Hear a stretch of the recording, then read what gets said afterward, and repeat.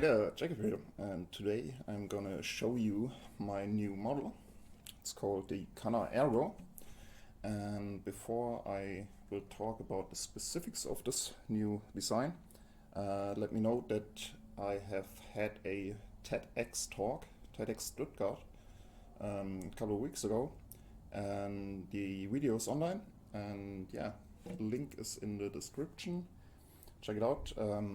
I was actually the only native German speaker who spoke in English, and I made it so you guys can understand it better. And yeah, nobody likes to read subtitles, and therefore I had it in English. And yeah, quite a challenge speaking in front of like 200 people and not in your native language. But yeah, I think it went quite well, and yeah, it might be interesting for you to watch. And I didn't get the chance to tell you. And also, there is a short presentation of one of my guitars from Carl, who's from Belgium, and his guitar channel you might know. It's Daddy Stovepipe, and he makes like blues lessons. And yeah, check it out. I will also put the link in the description because yeah, I sent him a guitar to check out because he wanted to have one for himself, and he knows better what he wants to change. And yeah, I'm building his guitar right now. And yeah, now about this guitar. It's, as I told you, a new design, and I call it the Canna Ergo. And ergo is for ergonomic. So yeah, as you can see, the guitar, yeah, it's played like this, and it's quite different to like standard way of playing, which would be like more like this. And yeah, you can also play this guitar like this, hold it like that, so you can kind of switch it around. And if you play a long time, yeah, it's also good to kind of have the option to switch it around. But yeah, the main idea is that it's placed like this, and you sit quite naturally with your feet on the ground, and yeah, you don't have to worry about the guitar. You just sit normal, and it's right here. And yeah, it's a little bit of a kind of first principles approach to constructing a guitar.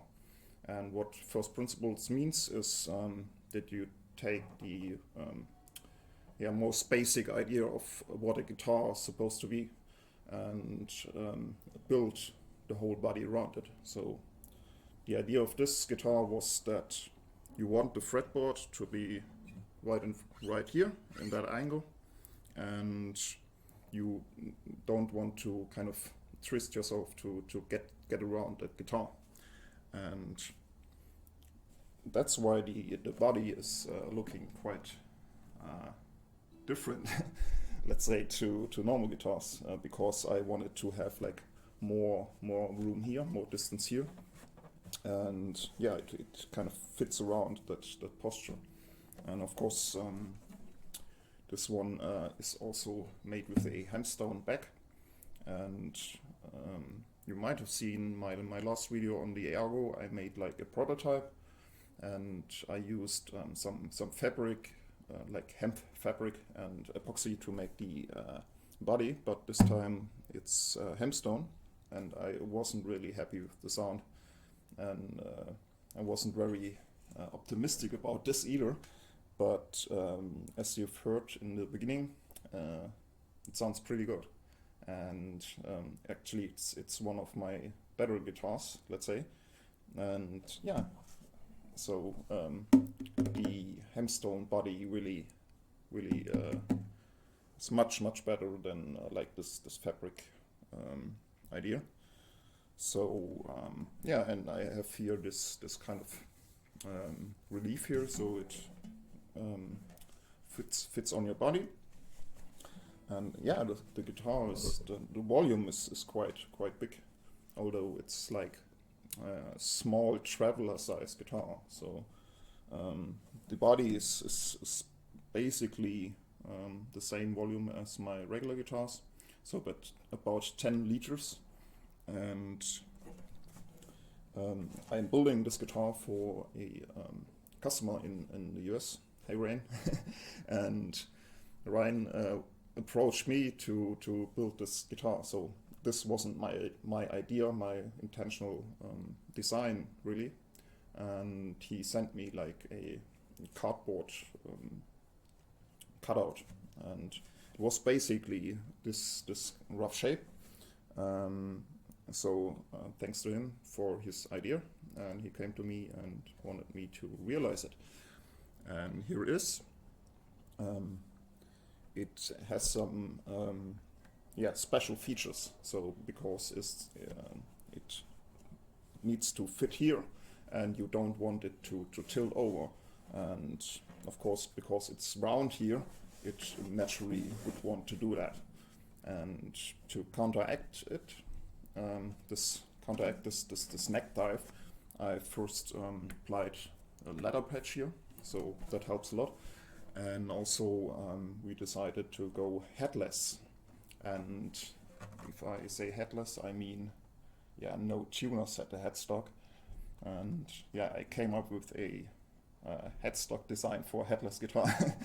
The main reason for having like some sort of a headstock here is that you can hang the guitar. So that's the main advantage. And also you need some material for the strings to go through. So they go through here, and there are these string ferrules. And the way it works is that you have this hip shot tuner. By the way, this is like a prototype version, so I'm not sure if I'm gonna use this tuner again. It's from a Warwick Traveler SG or something. And yeah, it's nice and square. And I put a little bit of a wood on there to make it look nicer. Yeah, so the ball ends actually fit in here.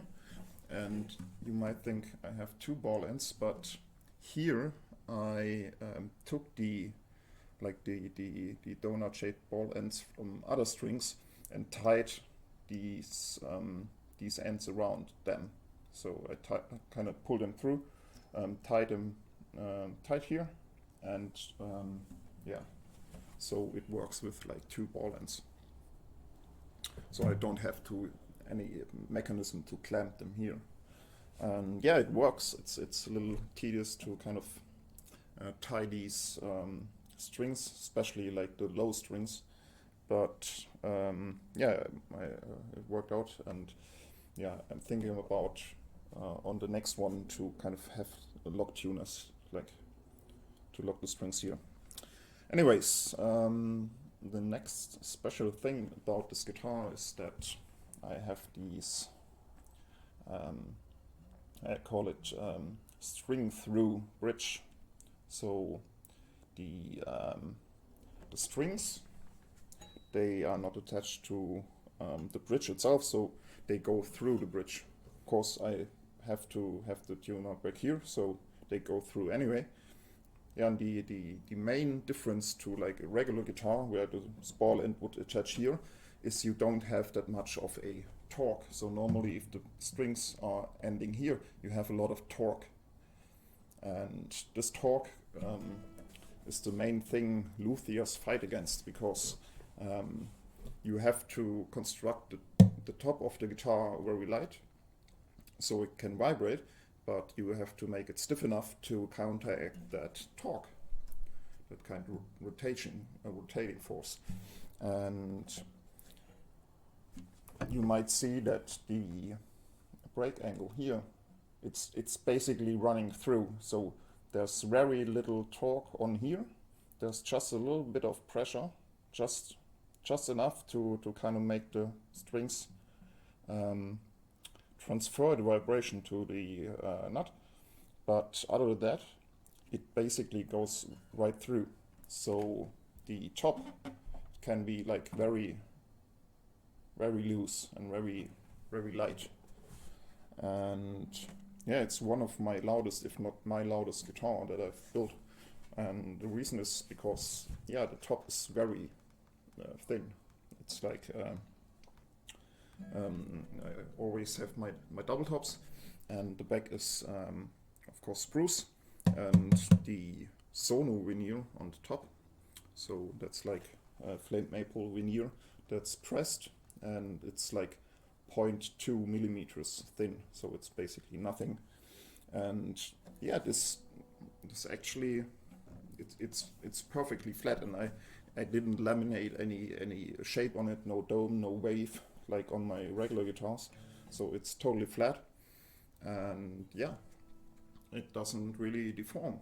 And if I tune the strings or put a tension on it, the bridge is slightly lifting up, like, but not much. So yeah, goes to show that the torque is very little here. And yeah, I was first a little bit skeptical about this whole design. Sure, is a different kind of mode to activate the face of the guitar, but yeah, as you can see,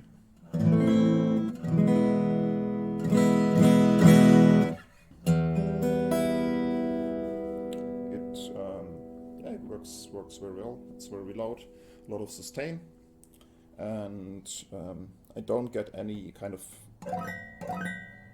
counteracting frequencies here. So if I plug that string, there's no vibration here, so it kind of stops here. And yeah, this also leaves a little bit of creativity. A kind of tremolo effect here, and to pull down the strings here to make like the this break angle, I actually used screws. So they are nylon screws, and they kind of kind of slicky, and they have very little friction on there, and works quite well. And the main advantage of these individual bolts is that I can kind of screw them in and out, and then I can adjust the break angle to just where I need it, and I don't have like any like bar here that holds them down or anything. And yeah, actually this kind of design, of course I didn't invent it. I've seen it a couple of other guitars. You might have seen the Smooth Taker OM. It's pretty similar. Also, I've seen Alexander Misko, his Baton Rouge guitar. He has some similar setup. So yeah, it's nothing new, but yeah, it was new to me, and I wanted to give it a shot.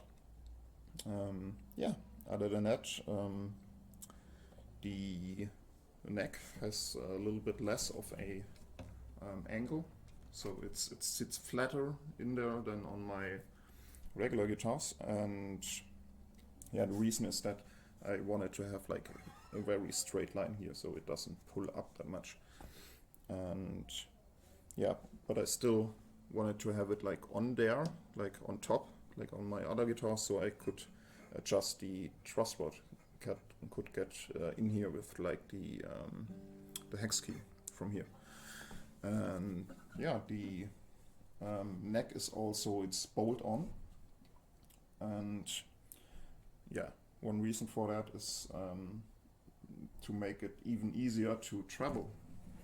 And yeah, it's kind of a travel guitar, also ergonomic and travel guitar, and it fits like in a really small case. And I imagine it to be super easy to take like on a plane or to travel with.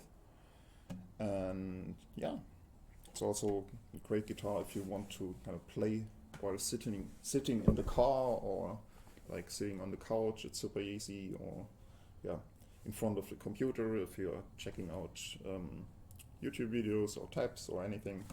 just it sits here. And yeah, that's like the main idea. And yeah, it has become my go-to guitar to sit in front of the computer or on the couch playing. And yeah, I can play all day, no problem.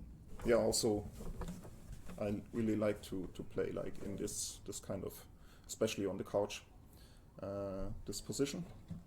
Alright, I think that's about it. Maybe one thing to note is that it has a short scale of 62 centimeters and very light strings, so